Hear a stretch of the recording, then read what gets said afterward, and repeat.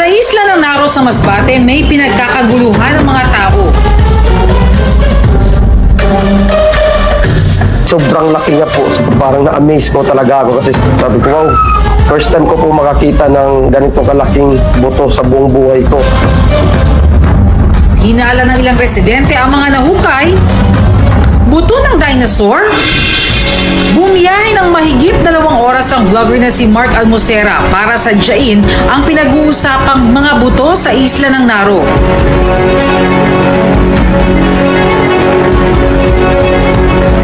Nagulan niya ako nung may na-receive akong text. May nahukay daw na mga buto ng dinosaur. Kaya kaagad-agad pumunta ako. At malayo pa nga lang natanaw ko na nagkakagulo na yung mga tao. At paglapit ko nga, positive. Mga